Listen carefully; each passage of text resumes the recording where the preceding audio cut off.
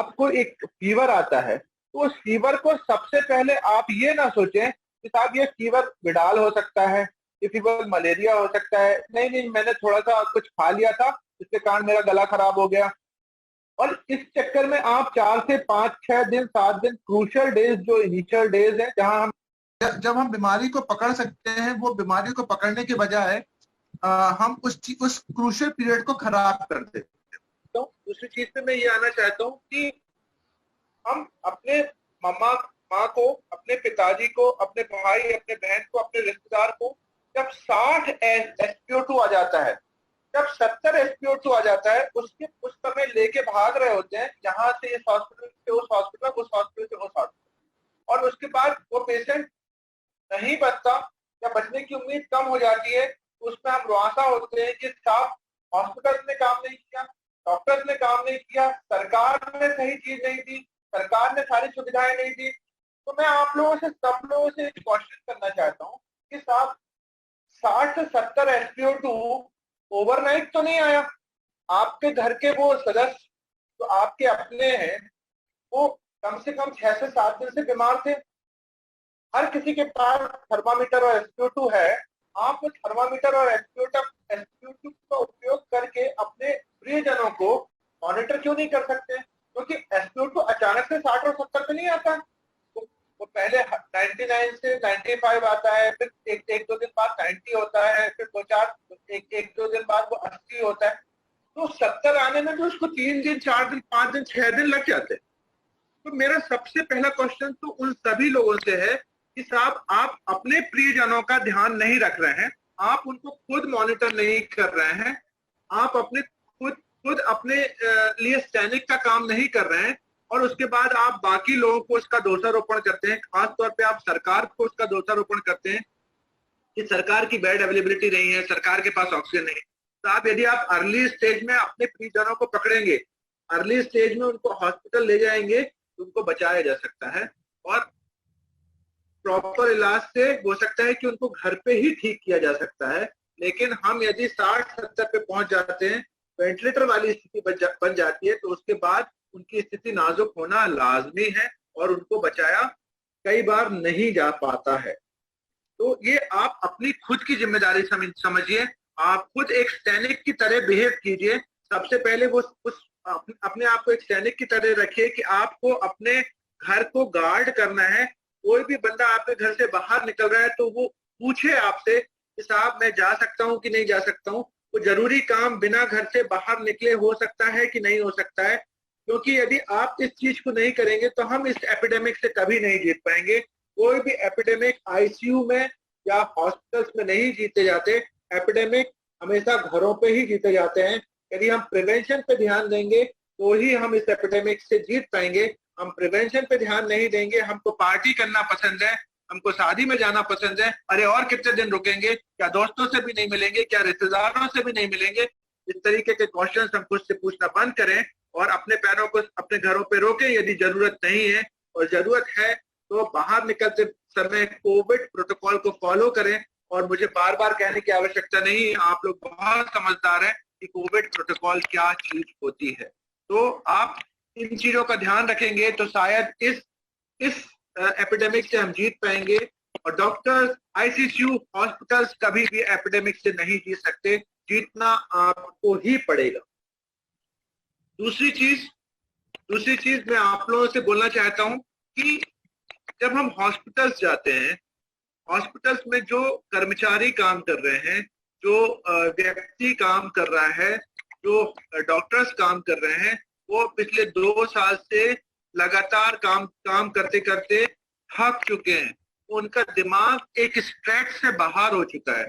और बहुत बार ऐसा हो सकता है कि वो कर्मचारी, वो डॉक्टर थोड़ा सा आपसे चिड़चिड़ा जाए। आप उस समय उन कर्मचारियों को, उन डॉक्टर्स को इस तरीके से मिसबिहेव करते हैं, जो मेरे सामने भी बहुत बार होता है। तो मैं आप लोगों से हाथ जोड़ के विनम्र निवेदन करना चाहता हूँ कि सारे चिकित्सा कर्मचारियों से थोड़ा सा शांति से बिहेव करें और उन लोगों को वो सारी चीजें करने दें जो वो आप लोगों के लिए करना चाहते हैं। वो अपनी जिंदगी रिस्क में रख के आप लोगों के लिए काम कर रहे हैं। आप लोग, और वाकई अपनी जिंदगी रिस्क में रख रहे हैं। आप उन लोगों की स्थिति, क्योंकि मैं तो उसमें हूँ, मुझे पता है कि मेरा स्टाफ कैसे काम कर रहा है, मेरी नर्सेस कैसे काम कर रही हैं, कि जो कितनी कितनी उनके लिए ट्रॉमेटिक है।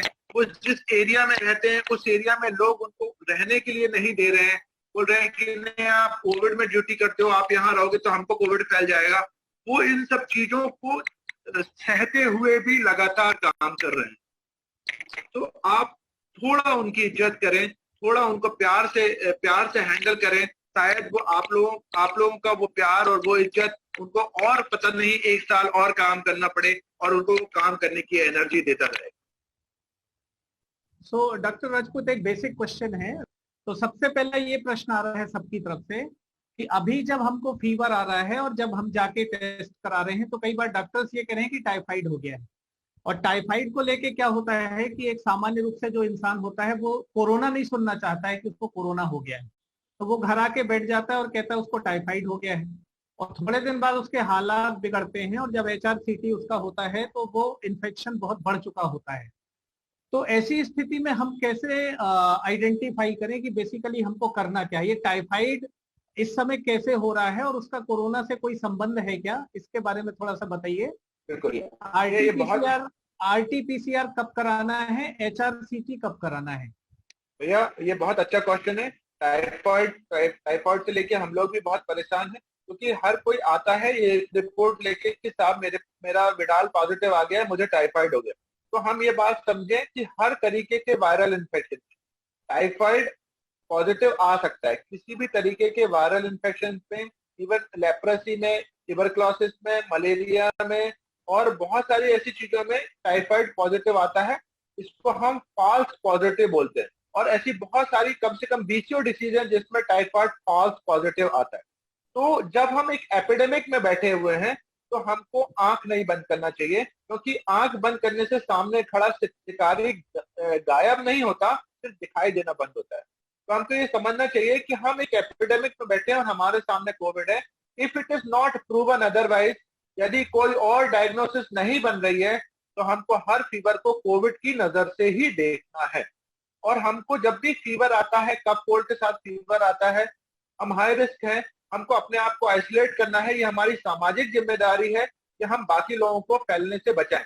ये बोल के कि साहब मेरा तो टाइफाइड पॉजिटिव आया है, मैं 5-6 दिन और परिवारजनों के साथ और दोस्तों के साथ रहता हूं और एक लंबी श्रृंखला बना देता हूं अपने से वायरस फैलाने की, और उससे ये वायरस बहुत ज्यादा तेजी से फैल रहा है। तो इस बात को ध्यान में रखना है कि ये फॉल्स पॉजिटिव टाइफाइड है, ये फॉल्स पॉजिटिव विडाल टेस्ट है। और इस दिशा में कि जब हम एक एपिडेमिक में हैं, हर फीवर, हर कफ कोल्ड को हमको सबसे पहले कोविड सोचना है और खुद को आइसोलेट करना है, एक सामाजिक जिम्मेदारी समझ के।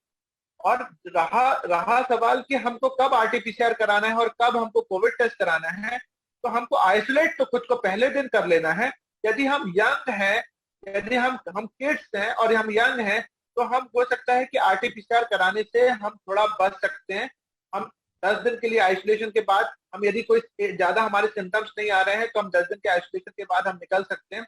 लेकिन हम यदि ओल्ड एज हैं, हमको कोई कोमॉर्बिड कंडीशंस हैं, यदि हम हाई रिस्क पेशेंट हैं, तो हमको ऑन डे 1, डे 2 हमको RT-PCR कराना है, जिससे हम डिसीज को बहुत जल्द पकड़ सकें और जल्द पकड़ने के बाद हम उसको प्रॉपर ट्रीट कर सकें और लोगों को आइसोलेट कर सकें, जिससे हम श्रृंखला को तोड़ सकें और आपको भी जल्दी से जल्दी स्वस्थ कर सकें।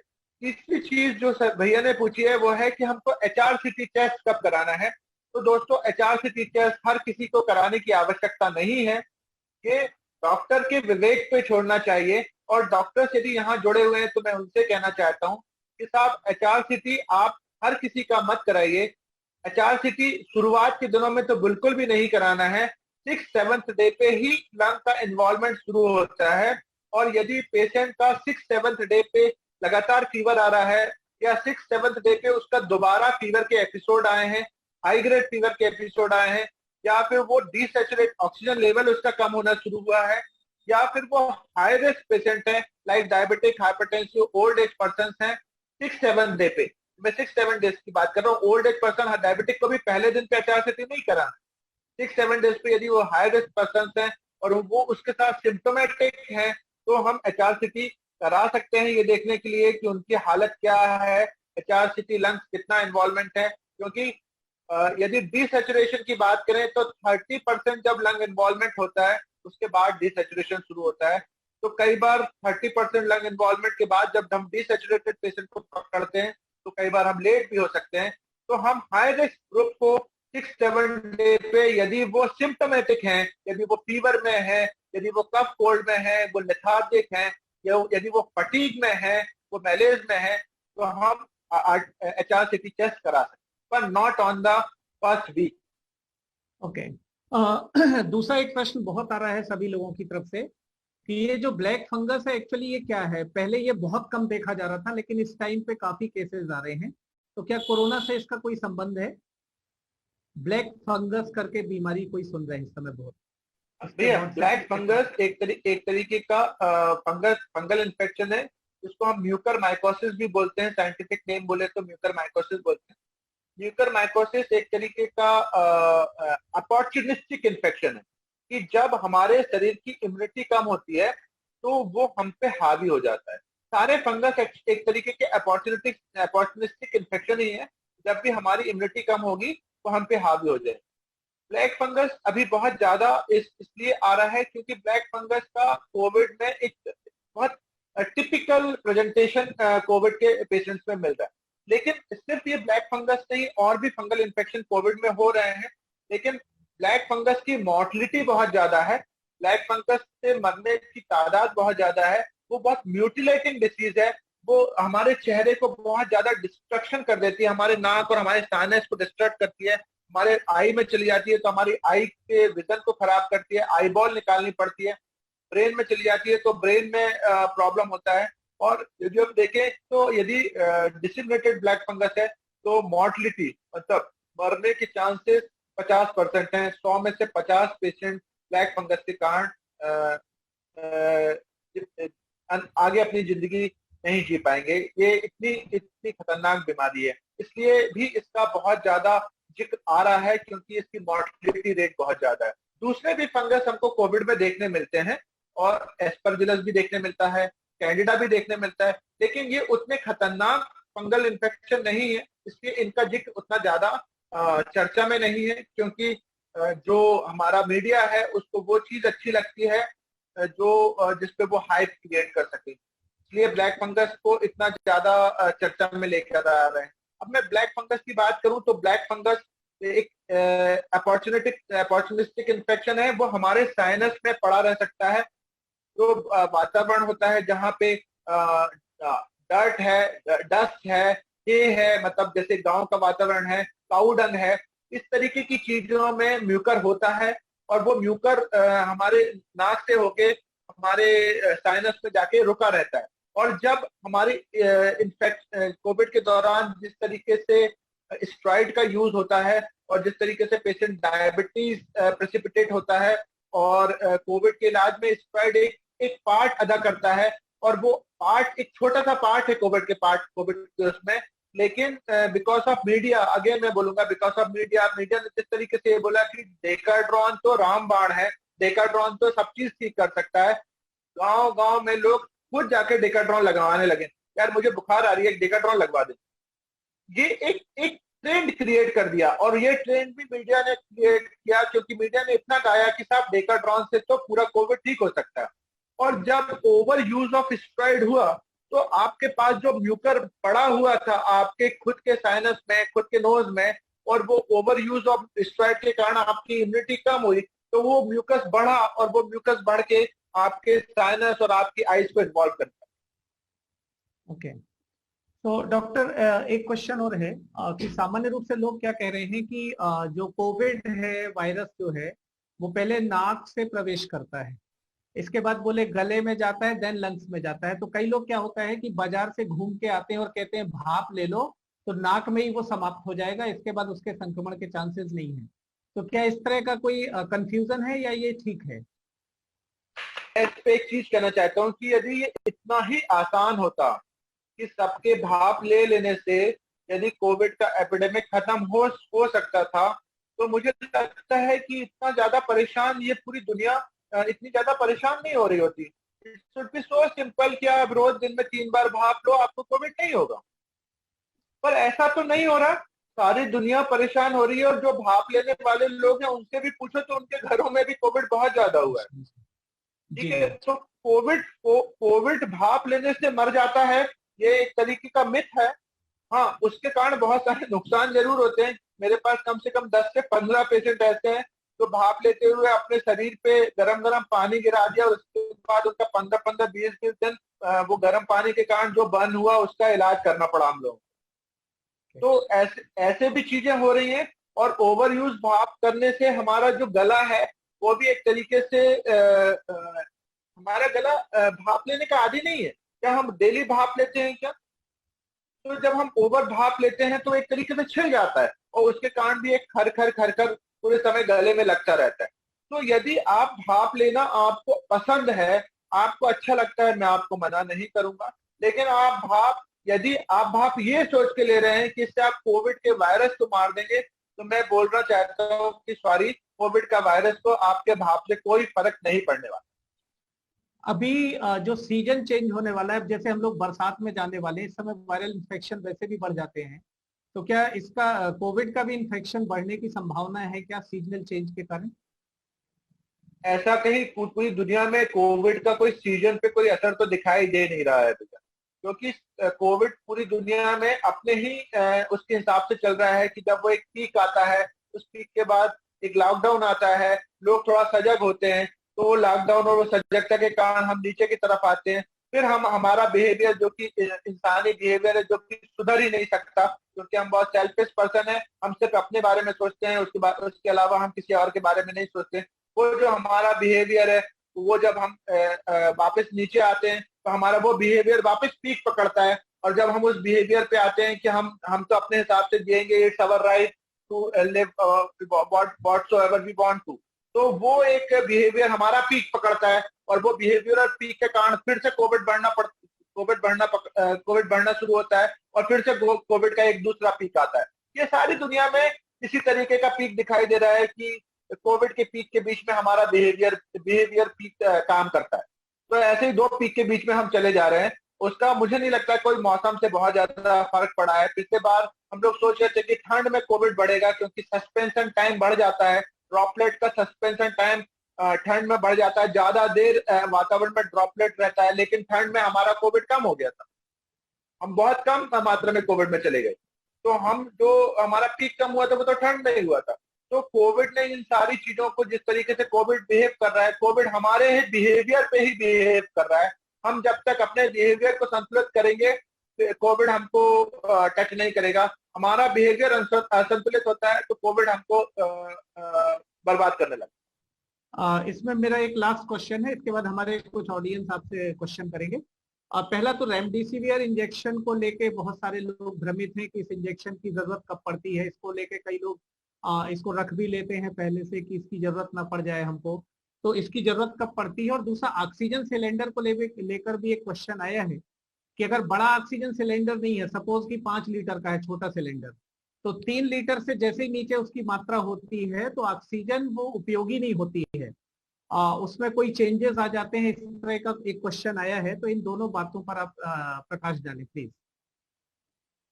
रेमडेसिविर इंजेक्शन की 2 चीजें मैं बोलना चाहता हूँ कि जिस तरीके से बातें जनता करती है और जिस तरीके से बातें सरकार करती है।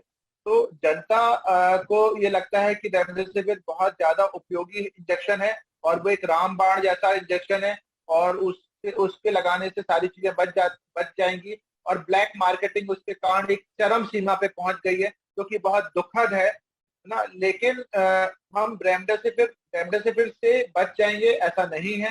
रेमडेसिविर के रिजल्ट, यदि हम बाकी सॉलिडिटी ट्रायल और बाकी ट्रायल्स देखें, तो थोड़ा थोड़ा थोड़ा मॉर्टिलिटी बेनिफिट है, ऐसा दिखाता है कि हाँ वो हमारा हॉस्पिटल स्टे कम कर देता है, हमारी ऑक्सीजन रिक्वायरमेंट कम कर देता है, चीजों को बिगड़ने से थोड़ा बचा लेता है। लेकिन वो एक जादू की छड़ी नहीं है, वो ऐसा एक अमृत कुंड नहीं है कि साहब रेमडेसिविर लग गया तो हर पेशेंट बच जाएगा। यदि रेमडेसिविर लगने से हर पेशेंट बच सकता, तो यूएस और यूके में इतनी सारी डेथ नहीं होती, क्योंकि उनके यहाँ तो रेमडेसिविर की कभी भी कमी नहीं हुई। हमारे यहाँ तो तब भी रेमडेसिविर की कमी हुई, लेकिन उनके यहाँ तो कभी भी रेमडेसिविर की इतनी कमी नहीं हुई थी। तो वो लोग आराम से सेव हो सकते थे। लेकिन उनके यहाँ की डेथ हमारे यहाँ की डेथ से आज भी ज्यादा है। आज भी उनके यहाँ पे हमारे यहाँ की डेथ से ज्यादा है। तो रेमडेसिविर काम करता है। रेमडेसिविर को कब लगाना है, कब उसका उपयोग करना है, वो डॉक्टर्स फैसिलिटी अच्छे से जानती है। और डॉक्टर फैसिलिटी उसका एक प्रोटोकॉल के तहत, जो कि समय समय बद्ध पे एम्स से और आईसीएमआर से गाइडलाइंस आती रहती हैं, गवर्नमेंट की तरफ से गाइडलाइन आती रहती है। तो उस चीज को लेके फॉलो करते रहते हैं और उस हिसाब से मॉडिफिकेशंस थोड़े बहुत जो होते हैं, उन मॉडिफिकेशंस को ध्यान में रख के काम करते हैं। So thanks doctor Rajput. एक चीज मैं आपसे व्यक्तिगत आपकी पूछ रहा हूँ कि आप इतने सारे कोरोना पेशेंट्स के बीच में रहते हैं, फिर आप घर आते हैं, तो इस समय आप एक डॉक्टर के रूप में कैसा महसूस करते हैं? जैसा आप 2 साल पहले कैसा महसूस करते थे और आज कैसा महसूस करते हैं? ये मेरा काम है। मतलब मैं कभी भी चीजों को बहुत ज्यादा अपने सिर पे नहीं लेता हूँ। तो इट्स नॉट बिग डील। ये सिर्फ मेरा काम है और मैं उस काम को तरीके से करने की कोशिश कर रहा हूँ। सर मेरा एक क्वेश्चन है, पोस्ट कोविड इन्फ्लेमेशन से आने वाला fever, low grade fever 99.5 approx, ये कब तक ठीक होता है और कैसे ठीक होता है? भैया ऐसा पोस्ट कोविड जो लो ग्रेड फीवर है वो डिलेड साइटोकाइन स्टॉर्म के कारण आता है। एक इन्फ्लेमेटरी फीवर कह सकते हैं हम इसको। और ये कई बार लोगों को एक 1.5 महीने तक भी थोड़ा थोड़ा फीवर बना रहता है। 99 फीवर के आसपास बना होता है। मुझे उसमें बहुत बार ऐसा होता है कि पेशेंट को हाई डोज स्टेरॉइड दे दिया जाता है जिससे उसका फीवर सबसाइड होता है। तो मैं उसके बहुत पक्ष में नहीं हूँ। आप लो डोज में पैरासिटामोल ले सकते हैं। यदि फीवर आपका हाई ग्रेड होने लगता है, मोर देन 100 होने लगता है, तो फिर आप डॉक्टर के पास जाइए, सीआरपी करवाइए। यदि सीआरपी बहुत ज्यादा हाई हो रहा है तो फिर वो एबनॉर्मल इन्फ्लेमेटरी रिस्पॉन्स है। उस एबनॉर्मल इन्फ्लेमेटरी रिस्पॉन्स के लिए यदि आपके डॉक्टर चाहते हैं कि आपको लो डोज स्टेरॉइड दिया जा सकता है, तो उस कंडीशन में आपको लो डोज स्टेरॉइड दिया जा सकता है। लेकिन ये स्टेरॉइड्स सिर्फ डॉक्टर की परमिशन और डॉक्टर प्रिस्क्रिप्शन पे ही लीजिए, अन्यथा ये आपके लिए बहुत नुकसानदायक हो सकता है। इस ओवर यूज स्टेरॉइड के कारण ही हम म्यूकरमाइकोसिस जैसी खतरनाक बीमारी के दूसरे एपिडेमिक में घुसते चले जा रहे हैं। थैंक यू डॉक्टर साहब। एक बात और आ रही है कि इस समय जो वैक्सीन लग रही हैं उसमें कोविशील्ड और कोवैक्सीन 2 तरह की लग रही हैं। तो कई बार लोगों के बीच में ये मैसेज है कि कोविशील्ड 60% इफेक्टिव है, कोवैक्सीन ज्यादा है। नहीं, दोनों वैक्सीन इक्वली इफेक्टिव है और दोनों वैक्सीन इक्वली सेफ है। जो भी वैक्सीन लग रही है आप वो वैक्सीन लगवा सकते हैं। अननेसेसरी का हैवॉक मत क्रिएट कीजिए। कोई चॉइस वाली बात नहीं है। आपको जो वैक्सीन अवेलेबल हो रही है आपके एरिया में, आप उस वैक्सीन को लगवाइए। दोनों इफेक्टिव है, दोनों सेफ है। एक और अभी प्रश्न हमारे पास आया है कि ये जो प्लाज्मा थेरेपी चल रही है इसके बारे में कुछ लोग कह रहे हैं कि ये ठीक नहीं है, कुछ लोग कह रहे हैं कि ये ठीक है। डॉक्टर्स की तरफ से अलग अलग ओपिनियन आ रहे हैं, तो इसके बारे में आप क्या कहेंगे? मैं बस कुछ डाटा पे बात करूंगा, बाकी मैं बहुत ज्यादा इस पे रिफ्यूट या एक्सेप्ट करने वाली बात नहीं करूंगा। मैं अपना एक खुद का व्यू शेयर करूंगा और कुछ डाटा शेयर करता हूं आप लोगों के साथ। यूएस, यूके और यूरोपियन कंट्रीज ने इनिशियल प्लाज्मा थेरेपी के बाद जो रिजल्ट्स आए थे उसके बाद उन्होंने प्लाज्मा थेरेपी को यूएस, यूके और यूरोपियन कंट्रीज ने ऑलमोस्ट बैन कर दिया है। वहां पे किसी को भी प्लाज्मा नहीं दिया जा रहा है। यदि हम थ्योरेटिकली बात करें तो थ्योरेटिकली प्लाज्मा काम कर सकता है कि एक पेशेंट के पास एंटीबॉडी है और वो प्री फॉर्म एंटीबॉडी एक वायरस को मार सकती है। तो वो वायरस फेज जो होता है वो इनिशियल फर्स्ट वीक का वायरस फेज होता है। हम दो हफ्ते बाद, 3 हफ्ते बाद जब हम प्लाज्मा देते हैं, 2 हफ्ते बाद, 3 हफ्ते बाद जब हम प्लाज्मा देते हैं, उसका कोई औचित्य नहीं है। प्लाज्मा सीवियर पेशेंट में कोई काम नहीं करेगा, वेंटिलेटरी पेशेंट में कुछ काम नहीं करेगा। प्लाज्मा एक हफ्ते 8 दिन 7 दिन 8 दिन के बाद प्लाज्मा का उपयोग नहीं है, क्योंकि हम इन्फ्लेमेटरी फेज में आ जाते हैं, हमारा वायरल फेज चला जाता है। और जो डेवलप्ड कंट्रीज हैं उन्होंने प्लाज्मा ऑलमोस्ट बैन कर दिया है। तो मेरा खुद का पर्सनल एक्सपीरियंस ये है कि मैं करीब 3000 पेशेंट अपने हॉस्पिटल में इंडोर पेशेंट ट्रीट कर चुका हूं। मैंने 3 पेशेंट को प्लाज्मा दिया 3 पेशेंट से ज्यादा पेशेंट्स को कभी प्लाज्मा नहीं दिया है। अभी तक मैं सिर्फ 3 पेशेंट में प्लाज्मा उपयोग कर चुका हूँ। इसके बाद वो भी शुरुआत के दिनों में मैंने प्लाज्मा दिया था, और पिछले 1.5 साल से मैंने किसी को प्लाज्मा नहीं दिया है। और ये आप एक इंडिकेशन समझ सकते हैं तो बेहतर है, और मैं उसको प्रमोट नहीं करता हूँ क्योंकि मुझे उसमें रिजल्ट्स दिखाई नहीं देते। So thank you, Dr. Rajput. Any question from our audience? ये कुछ लोगों ने पूछा है कि गर्भवती महिलाओं के लिए इलाज में क्या अंतर होना चाहिए, ये एक बड़ा कई लोगों ने पूछा है उसमें।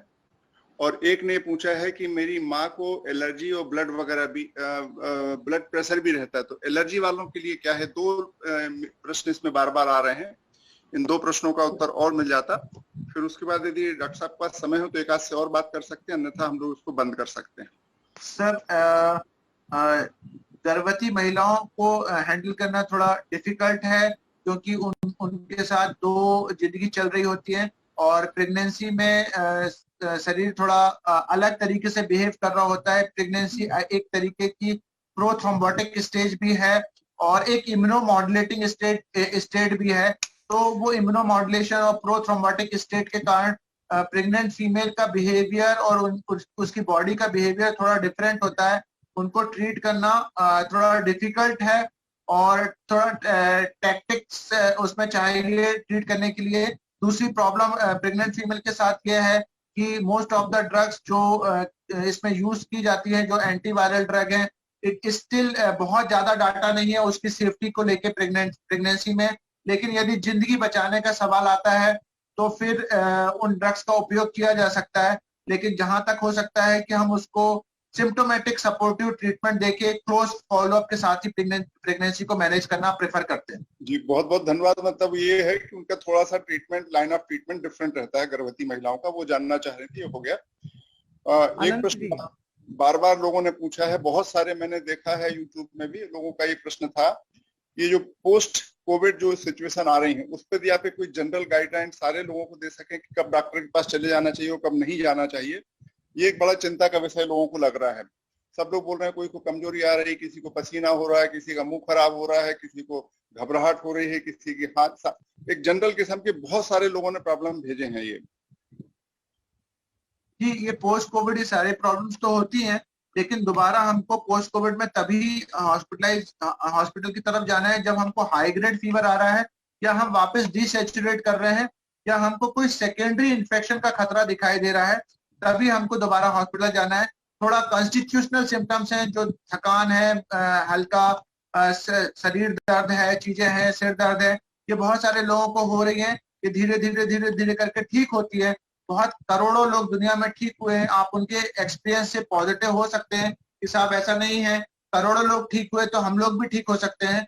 तो आप बी पॉजिटिव फॉर दैट। और जो हाई ग्रेड फीवर में आते हैं, जो वापस दोबारा घर जाने के बाद 1 हफ्ते बाद हाई ग्रेड फीवर आने लग गया, या फिर हमको वापस सांस फूलने लग गई, तो उनको दोबारा हॉस्पिटल जाना चाहिए, डॉक्टर को दिखाना चाहिए, और डॉक्टर की सलाह यदि लगे तो हॉस्पिटलाइज भी होना चाहिए।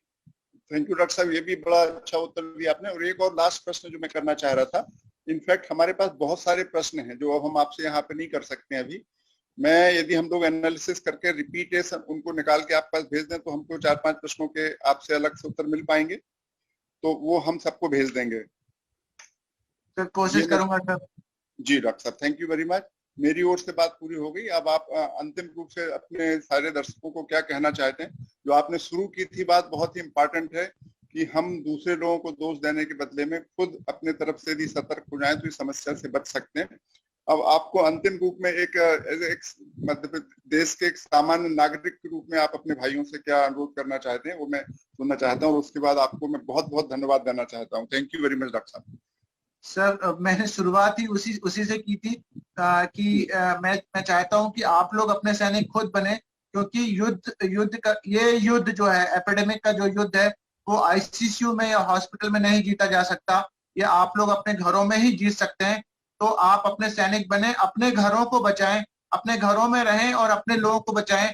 और एक छोटी सी चीज है, टेम्परेचर और पल्स ऑक्सीमीटर या SpO2 मॉनिटरिंग करना है, वो आप यदि कर सकते हैं तो हम जल्दी अपने बुजुर्गों को पकड़ पाएंगे, जल्दी हम अपने प्रियजनों को बिगड़ने से पकड़ पाएंगे। 60-70 पे आने के बाद उन लोगों को बचाना बहुत मुश्किल होता है। जितना दर्द आप लोगों को है उतना दर्द हम लोगों को भी है, क्योंकि जो हम लोगों के हाथ से गुजर रहे हैं, जो हम लोग मौतें देख रहे हैं, वो हमारे लिए भी दर्दनाक है। हमारे बहुत साथी रात को सोना बंद कर चुके हैं क्योंकि वो एक तरीके के आईसीयू साइकोसिस में आ गए हैं, हॉस्पिटल साइकोसिस में आ गए हैं।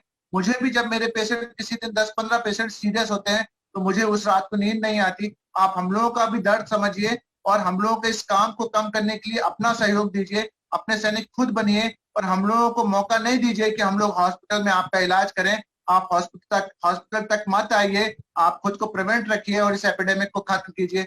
बहुत बहुत धन्यवाद आप लोगों का। आप लोगों ने मुझे समय दिया और आप लोगों ने मुझे सुना। मैं आप लोगों का बहुत आभारी हूँ।